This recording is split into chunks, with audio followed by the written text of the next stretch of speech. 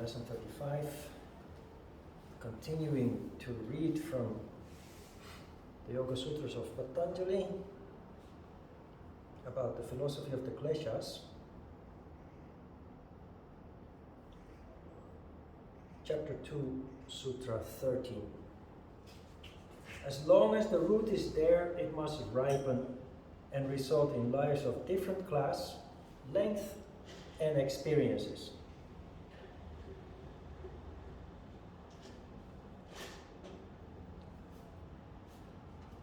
This sutra is related to the idea in Buddhism that any soul has to go through 1,000,000 reincarnations to burn all karma and allowing us to liberate ourselves. What does this mean? It means that we are ignorant of the reality, and the only way to become knowledgeable about the reality is through experience. The sutra is suggesting that everybody, every soul, each and every one of us, has to experience all aspects of life, sooner or later. This has several implications. First, it means that we are all on an individual path of evolution. It also means that when you look at other people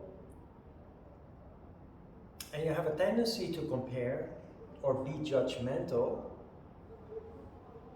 or critical in some form, we must realize that what they are going through is something that we went through already.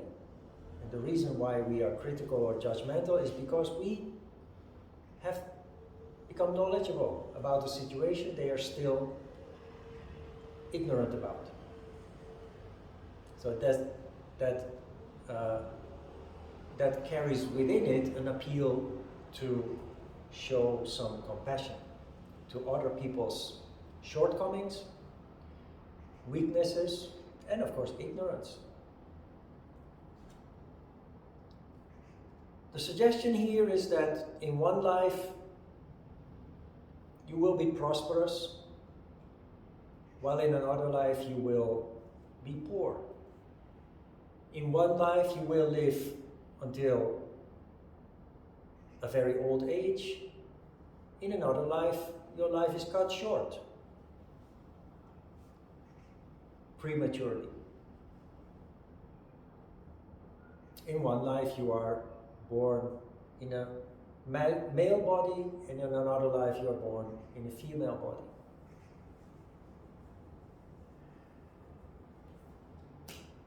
The reason why it takes so many lives, 1,000,000 according to Buddhism, to develop insight, allowing us to get rid of all that karma, burdening of karma, is because we remain human, and most of all we remain ignorant until we come across something in life that allows us to open our consciousness. And of course, yoga is one of those systems that, when followed properly in a systematic way, leads to an incredible opening up of consciousness, but also an incredible speeding up of the burning of karma. And the reason why that happens is because you become conscious. You start becoming conscious of the law of cause and effect, which allows you insight in your karma. And instead of making the same mistake again and again, and not only in this life but in many lives, repeating the same mistake, repeating as a result of that the suffering that we must go through, you become aware. You start to see what's going on and why it's going on. And that allows you to not make the mistake again. From the moment that you understand why you are suffering, why you are experiencing misery in life, you have the tools in your hand to put an end to it. It may repeat again after that, new insight, but you will be so much more aware of what is happening, why it is happening, and how it is happening. And you become more and more experienced at anticipating and avoiding the same kind of mistakes that lead to the misery. Your ignorance turns into wisdom, as we have seen last week, by reversing the process of the Kleshas from fear back to wisdom.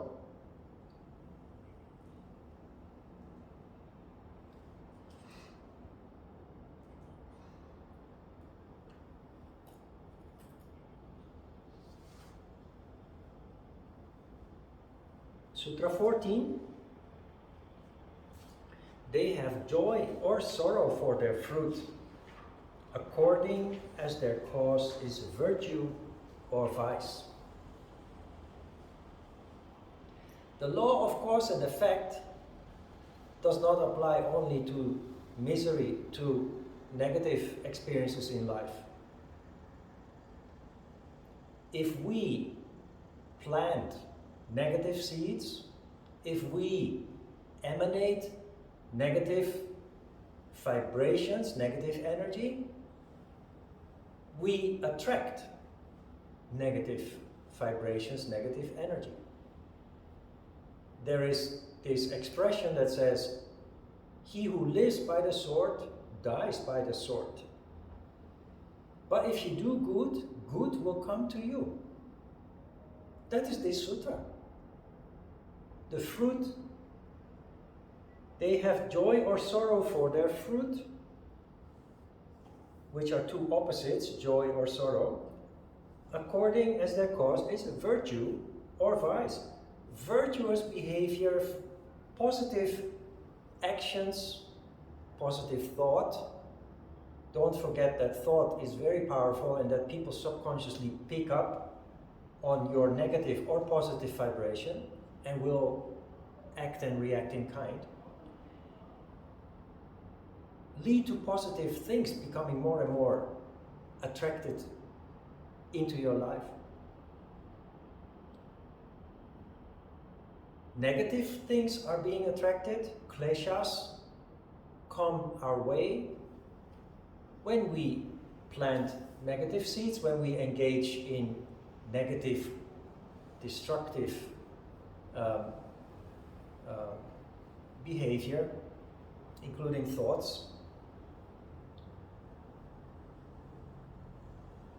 So basically, what Patanjali is telling us here, it's up to you. Don't be stupid anymore. You know now how it works. You're suffering, if that is your conclusion, through life, there's something you can do about it. It's all up to you. We have to stop functioning based on impulses. We have to stop functioning based on reactive behavior. When something negative happens, we simply react in a negative way. That is the human thing to do, that is the natural thing to do, but it is also the ignorant thing to do. What we learn here is that based on our developing power of contemplation, we need to put that to work in our daily life situations. Based on that power of contemplation, we are then able to recognize what is happening and to turn that into our favor. When something negative happens, you stop in place and you think about what's happening, you look at what is happening. And you choose not to go along with the negativity. You choose not to react in a negative way. You choose not to react in kind. You choose to be a healer. You choose to act in ways that lead to harmony. And you do that with compassion for the other parties involved, but not without self-interest, because you know that it will bounce back on you. The way that you act, you know from now on, will reflect back on you, back on us. Patanjali is saying here, it's up to you. Behave in a bad way, bad things will happen. Behave in a good way, good things come in return. And now that you know that, you will start recognizing this in daily life. And because all of us naturally want less suffering and misery, we will very naturally choose not to engage anymore in activities or behavior that leads to our suffering.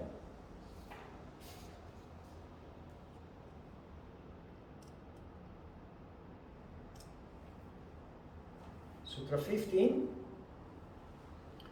To the people who have developed discrimination, all is misery on account of the pains resulting from change, anxiety, and tendency, as also on account of the conflicts between the functioning of the gunas and the vrittis.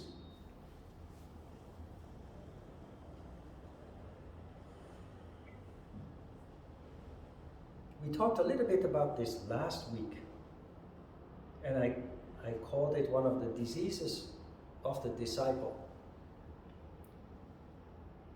We have to atone for our sins. Judgment day comes. When? Not at the end of your life, but the moment that you start becoming conscious. And you reflect on your past. And there are good memories for sure. There's also regrets and painful memories. Ignorant people, they go through life without any concerns, without any worries, like bulls in China stores. They have no idea what their actions leave in their wake. The disharmony, the suffering to other peoples, etc. And we have all been guilty of functioning like that.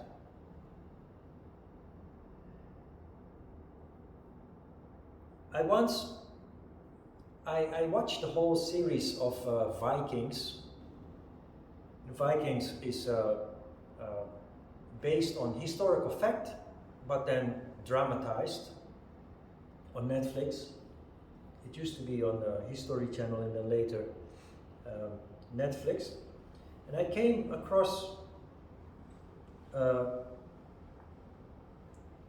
King Egbert talking with Ragnar, the main Viking character, who was then a prisoner of King Egbert, but they were very good friends and they had very spirited conversations with each other. And at some point, King Egbert said to Ragnar, that was in season 4, episode 14, all is vanity and vexation of spirit. In such wisdom is much grief.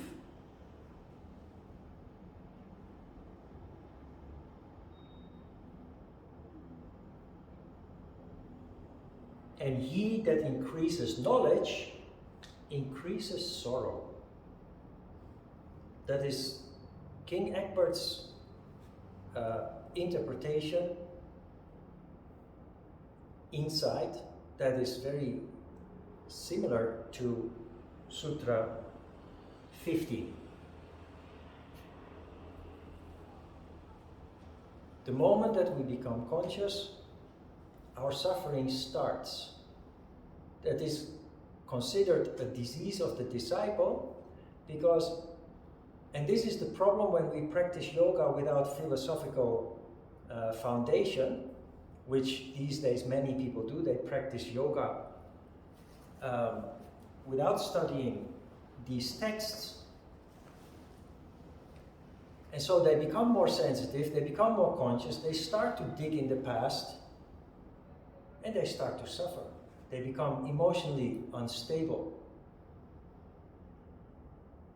It is expected that that happens.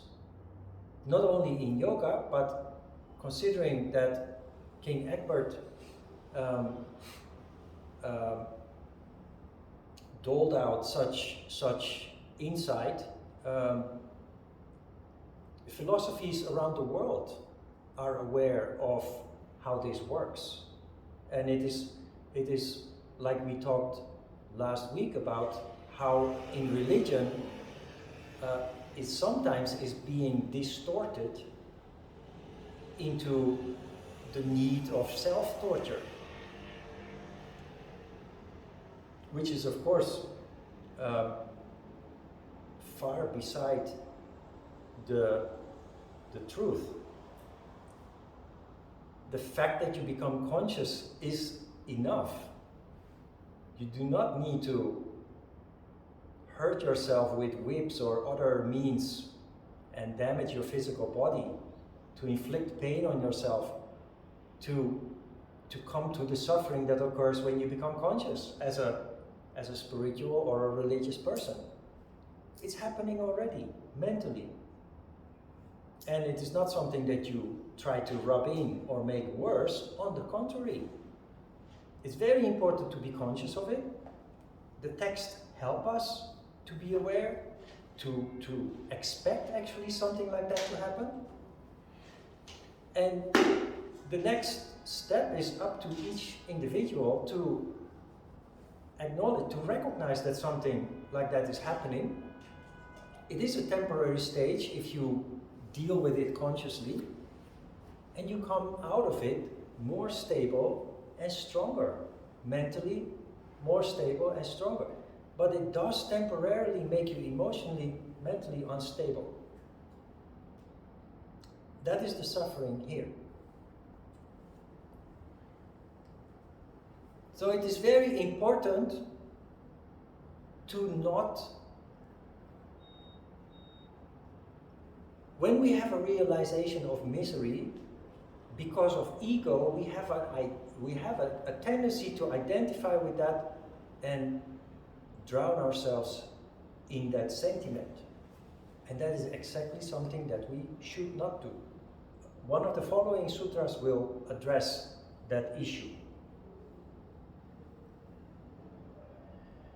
Some practical elements, because Patanjali also says that pain can result from change, anxiety, and tendency.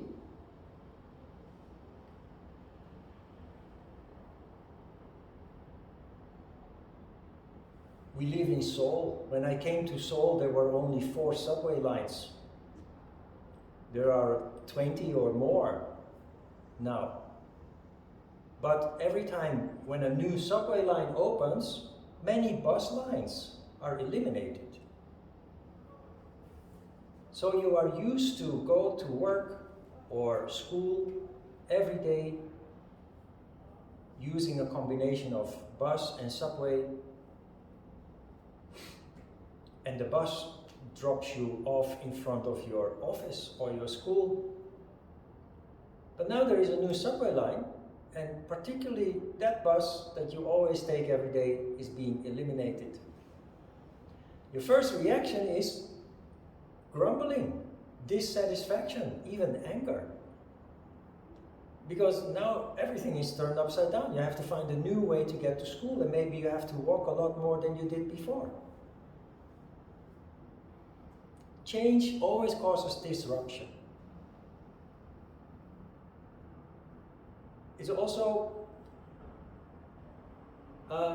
the biggest disruptors caused by change. The number one disruptor is losing a partner.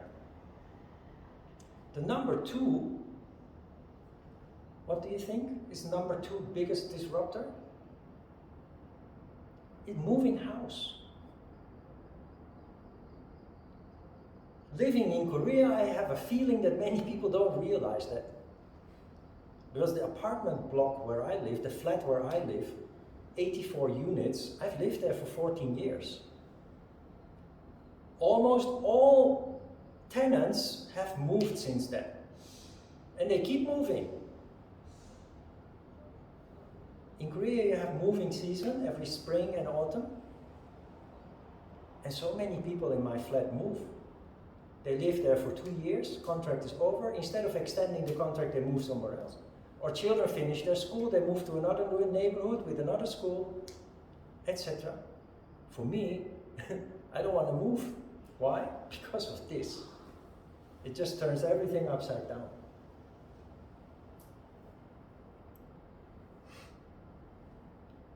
Worries and anxiety.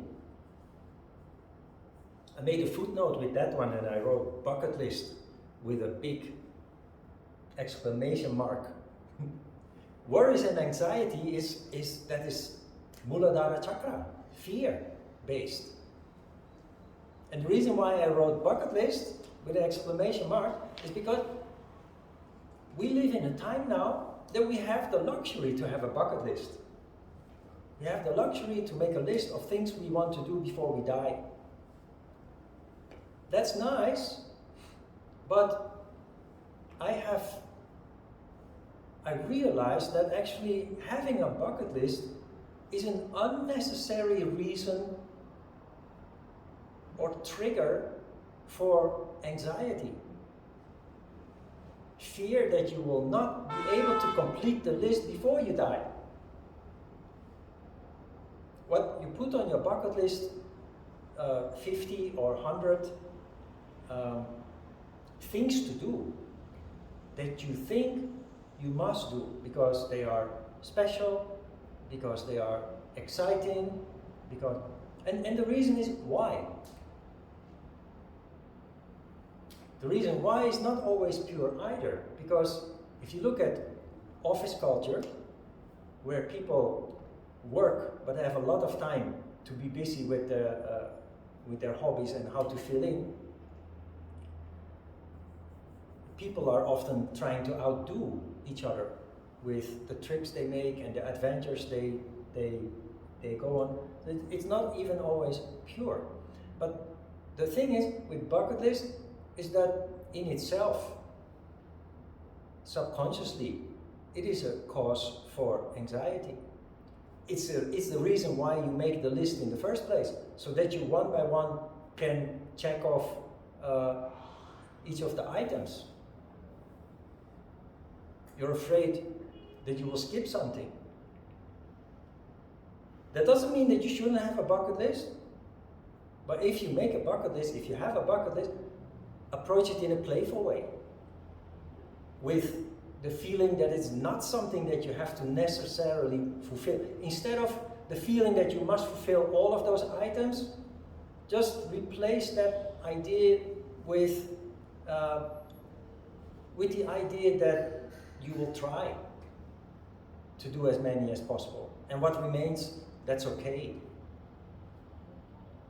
Just be aware of how it works. Worries and anxieties also are very important here because they keep us from doing important things in life. With my previous dog,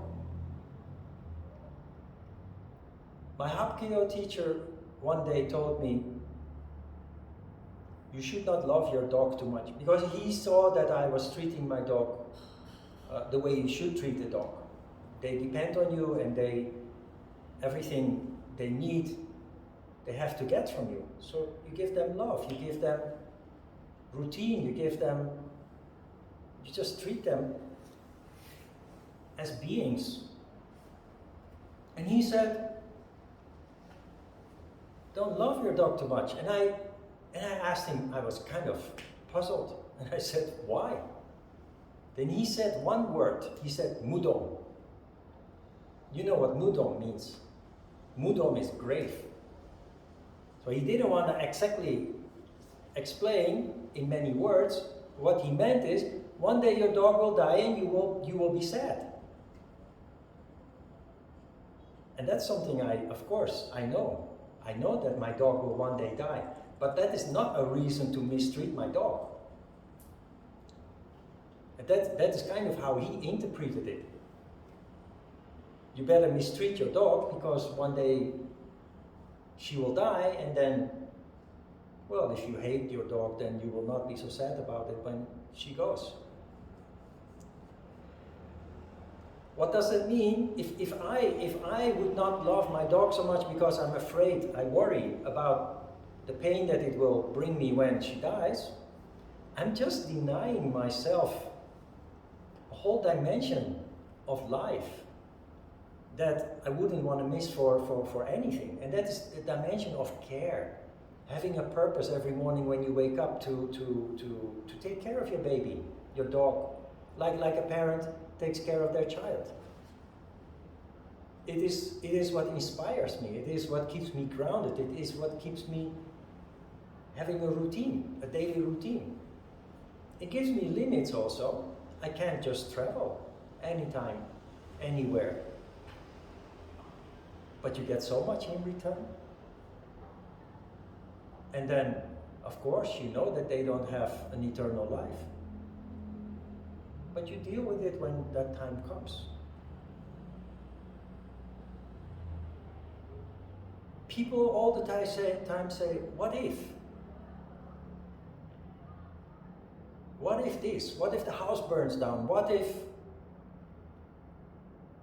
the plane crashes? My mom, I've asked her many times to come to Korea. And I know that she would have wanted to come, but she just doesn't want to get into an airplane. Afraid of what might happen.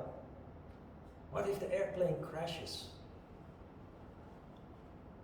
Then you can argue that statistically, so many more people die in car crashes on a daily basis in traffic compared to the relative few number of people that die in airplane crashes. And if you then see how many thousands of flights are taking place every day, it's very safe to fly actually. But she just couldn't overcome that idea.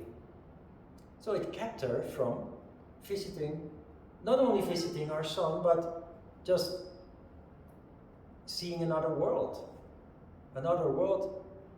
that she has no idea. She's lived all her life in the Netherlands, in Amsterdam, never been out. Fear, worry, anxiety. And we function in that way too. Maybe not in such extreme ways, but pay attention. And do not dismiss fear, but play with it. And when fear is an indication that something is wrong, or might be wrong, might go wrong. But 99% of the times, it is just a deeply ingrained instinct, an animal instinct of survival. And animals can't rationalize their fears, so they panic. And human beings, if we do not learn to rationalize our fears, maybe we won't panic, but we will paralyze. We will stay in our comfort zone, and we're not able to come out of that comfort zone to explore not only the world, but ourselves, as one of the next sutras will tell us. So fear is real. It is a very important function of the human being. but we must not let fear keep us from evolving, developing, because that is what it really does. If you don't experience life in all its facets, you don't grow. And that is also why you see, what I see, is that the people that I left behind 25 years ago in the Netherlands, family and friends alike, they are 25 years older in age. But they haven't really changed, they haven't really evolved. While people on the spiritual path, they naturally learn to play with fear. And especially us, you and I, because we study how it works. We learn how it works and how we can possibly deal with it, making us much more capable and much more effective at dealing with it in adequate ways when required. Which puts us on a very dynamic path of constant growth and development. And that is why this is important, that we do not allow fear to hold us back.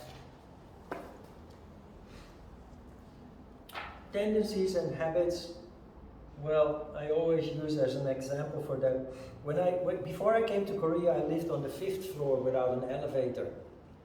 And the mailboxes were on the 1st floor. And I had a subscription to a newspaper, 6 days a week. Newspaper was put in my mailbox every morning between 5 and 6. So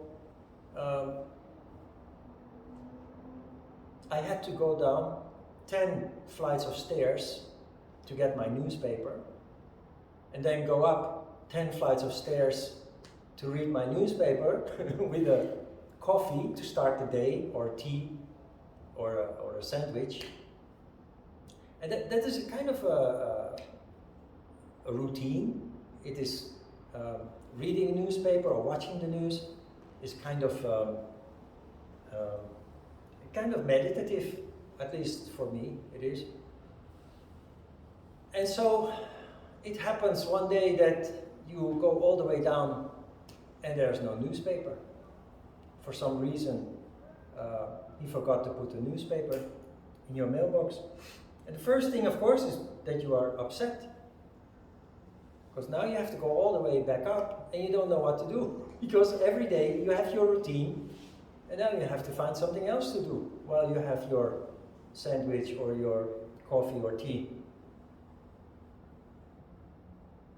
If you're not conscious of that, you grab the phone, you call the agency that is responsible for distributing the newspapers, and you start scolding the person who answers the phone, angry because you didn't get your newspaper.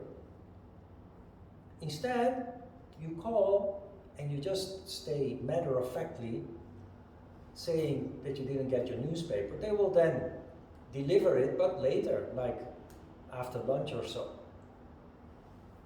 So what do? I will take out the Saturday edition of the newspaper, which in the Netherlands is very thick, more than 100 pages. It has many sections that you don't have in the weekdays. In the weekdays, the Monday newspaper is always very thin, just 10 pages or so. And when the week progresses, it gets thicker, but on Saturday you have more than 100 pages and you have sections on cars, on camping, on sailing, on sports, many sections of interest that relate to your hobbies or informative things that you do not have in the week. But it's so much information, you have no time to read all that on Saturday and Sunday. So you keep it in your paper box, and whenever you have time, you take it out, especially on days that the newspaper was not delivered. Instead of losing yourself, going along with the sentiment of dissatisfaction, anger, you just You feel it at first, everybody does, we're human, but you quickly switch into another mode.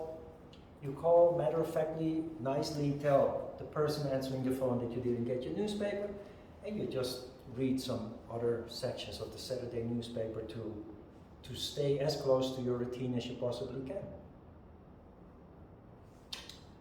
Tendencies and habits are, of course, related to having a routine, and routine is very good.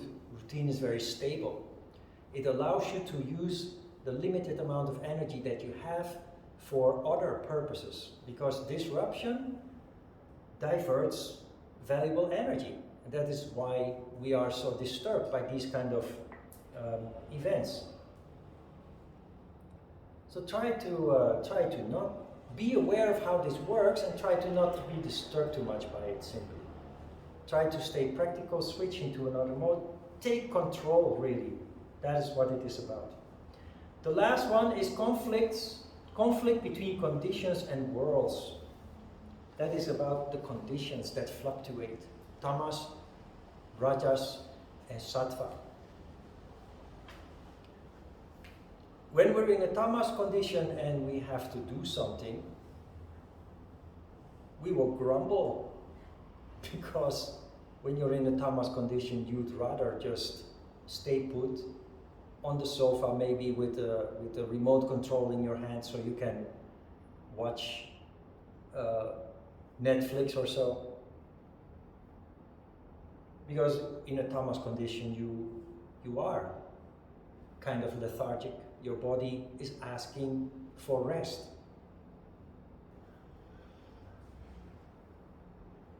So there's a conflict there. The clock tells us that we need to move, especially we have this every day, especially if we have to work.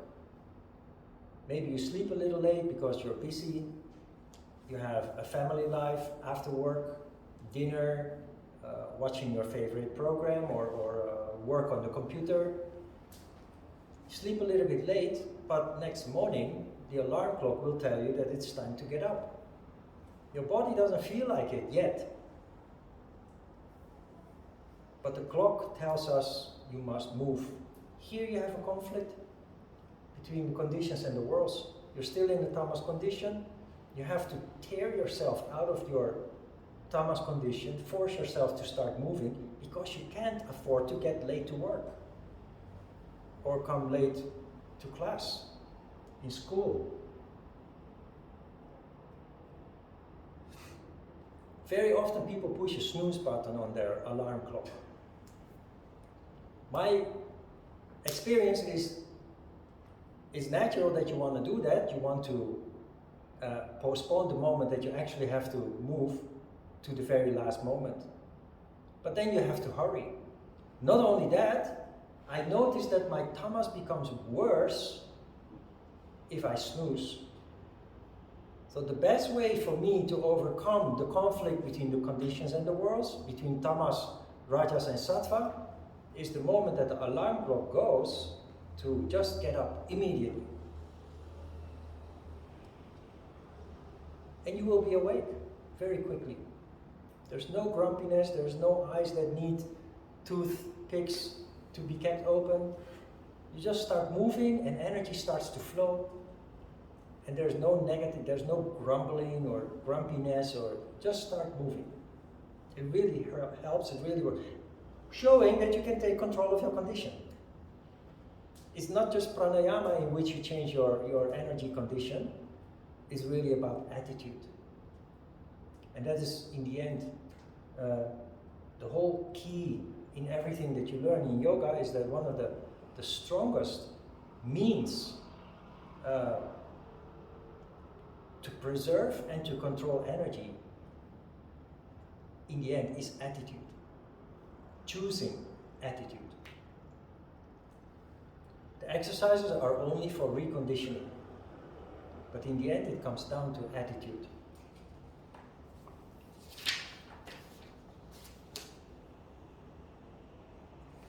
That was the last one for this session. Questions? Okay, we have a new pranayama which we will read about from the Hatha Yoga Pradipika after asana practice. Let's have a short break.